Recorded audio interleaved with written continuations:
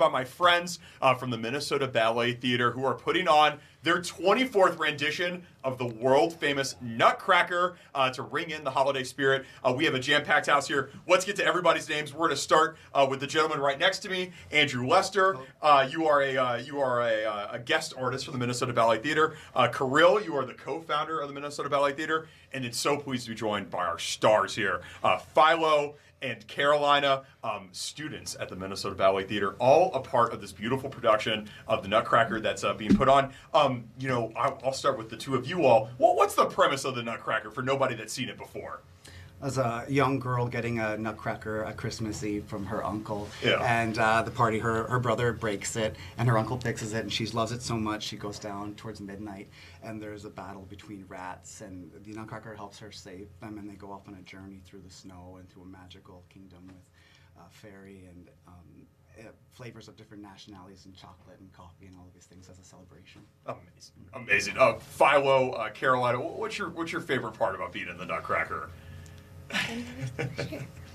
My favorite part is when I get to rip off the Nutcracker head because it's very fun. And Carolina, how about you? I like to watch backstage and just see all the professionals dancing. It's just so wonderful to see them all dancing. Amazing, and a lot of great professionals, Kirill, as part of your Minnesota Ballet Theatre. Can you talk about the theater and the history and why you all put on the Nutcracker every year? This is the 24th year of it. Oh, it's a story start in my very, very youth when I was probably in Philo's age. I was student of Vaganova Ballet Academy in St. Petersburg, Russia, and this academy put Nutcracker performance, original choreography of Marius Petipa, on Mariinsky Theater stage. And me as a student, I was perform from age 10 to age 18 different parts. So like I danced many parts of it. And here in US, I learned this is great tradition, family tradition, when people gather together, read the stories, watch the movies, go to see ballet.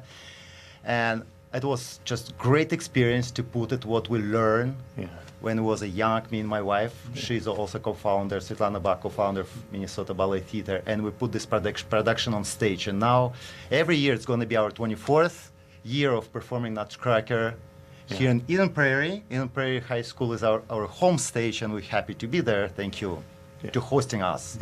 And we're so happy to have such talented student dancers and great guest artists as Andrew, who performed with us about 6 or 7 years.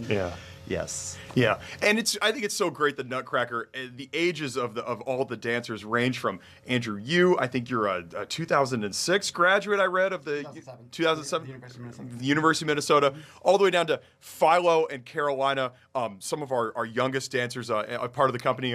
What makes it special for you all to take part in a play that's been around for going on close to 150 years now? I think Tchaikovsky, 1897, something. 1892. What makes it so special to take part in such an ancient play? Maybe, Andrew, you can kick this one off. The longevity of all of it, and it's a children's ballet, but it's for everyone. It's a children at heart. Yeah. It keeps that artistry going forward, and because it is based off of Marius Petipa's original choreography, it's like a time capsule for our greater Minnesota audiences. It's such a jewel with so many other productions going on. Like this is really a heartfelt thing that we can share at the holidays to find that magic for all of us. And seeing those guest artists come in and seeing all of these young, aspiring artists looking off into the wings and saying, I want to do that. I want to do that when I grow up. How are they doing that? It reminds you of what it's like and how you want to grow. That's amazing. That's amazing. How about for you all? Do you all even do you understand, kind of the history of this show and the importance and the relevance it has in just the world around Christmas time and the holiday season? Either one of you. Carolina, yes. I like just watching. It's very cool to see everyone doing what they love at a young age and an older age. It's just so cool to see people just, I don't know how to say it exactly. Ballet is this oral tradition. We're passing it down from these artists and these wonderful artists and directors who perform these roles abroad, outside of the U.S., and bringing them home to Minnesota audiences, teaching them to new generations of audiences, and raising the bar for them. So the education and the discipline that I've seen these students do year in and year out under the direction of this wonderful director is talking about precisely the choreography set to this beautiful music just exemplifies the music, and is such a wonderful expression of this form and this story going forward. forward for the holiday season. Yeah. There's going to be so many people that go and see the Nutcracker for the very first time in their life, and they'll go see it at the Minnesota Ballet Theater. I've seen it one time, not at the Minnesota Ballet Theater, in a different place. For those that maybe have already seen it before, and maybe this is part of their holiday tradition, they go see this every single year. Why should they come back this year to the Minnesota Ballet Theater? What makes this one year special? Maybe. Every year is special. Yeah. Every year is totally different. We have different guest artists who come, and it's not like movie. You watch again and again, same actors, exactly same play. Here, it's every time our dancers, they do different story. Yeah. Even we'll have 4 performances this year, and believe me, all 4 performances will be totally different. Yeah. 2 different casts. Different cast, different charisma of the dancers, how they see the story, how they put there's a vision to the story. Yeah, there's life, there's technique, there's skills. Yeah, this is like makes. Oh, and sure, we do always like every year we add new costumes. We update the costumes. We do some backdrops, things. Yes. Beautiful costumes that you all have on. Can you talk, maybe Philo? Can you talk about what you're wearing right now? Right now I'm wearing the costume that Fritz has when he goes to the party. How about you, Carolina? What costume are you wearing? I'm wearing Clara's party dress. Yeah. That she does the half of the first act in. It's so beautiful. And Andrew, what about you? His uncle or godfather, real eccentric. Maybe the hair might go a little bit more crazy, but more refined, so that the dolls can speak for themselves, and then the colors can pop a bit more. I love it. Where can people go see the Minnesota Ballet Theater? I think you said it's right here in Eden Prairie, Minnesota. Yeah. Yes, we're almost in the heart of Eden Prairie. It's a performing arts center in Eden Prairie High School, which is beautiful facility.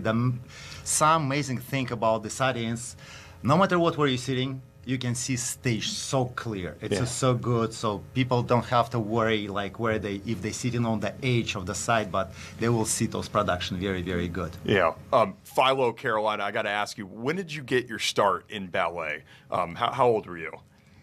I started when I was only 4 years old, but I started doing the Nutcracker when I was 6. Good. And how old are you now, Philo?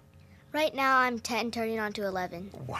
Unbelievable. And Carolina, how about you? I started doing dance when I was 3, and I did tap and ballet for around 1 hour a week. And then I did competition for a little bit when I was 8, I think. And then I started doing more ballet at 9 or 10, and then I started the Nutcracker at 10. And Andrew, how does it must feel for you to kind of see the generations that have kind of spanned here? And you talk about the Nutcracker being a children's play at heart. I'm sure you were in Philo Carolina's shoes way back when. How does it feel for you to kind of see this transgression? It's wonderful. I started when I was 11. I came from arts and theater and whatnot, and the director, I said you should try to dance. You have this natural affinity for it. And when I actually started with the school, there was a young woman who I graduated high school with, and her daughter was a senior girl in the school at the time. So it was just really nice to see the dedication that the instructors have at the school. They're always the best at showing up all level of the student body, and so they're always putting their best foot forward. So it's great to see them grow as actors and as artists and share that mentorship in a quiet way. One thing I was really fascinated by going to see the Nutcracker for my first and only time, I went in completely blind, didn't know anything about the show at all, but I was amazed by how much of the show is already kind of in, American sort of culture, the sugar plum fairies, the candy canes, the dances, some of the musics, dun dun dun. Isn't that from the Nutcracker? I think, it's just like, it's pretty amazing stuff, how you kind of have it all there together. So, Kirill, you do an excellent job. Where can people go buy tickets to the Nutcracker? The best place to buy tickets of Minnesota Ballet Theatre website, which is mnballettheatre.org, and there's Nutcracker head. They can just click and they see floor plan, and they can choose tickets and buy them online. Amazing. Kirill, Andrew, Philo, Carolina, thank you all so much for coming to the afternoon shift today, for profiling your beautiful play. I know you're just right down the road in Eden Prairie, and we really appreciate your time, and I'm looking forward to going and seeing you all. Folks, it's December 12th through the 14th, I believe. Go see the Nutcracker right here in Eden Prairie. It's gonna be a really great show. Thank you all so much again for coming here. I really do appreciate it.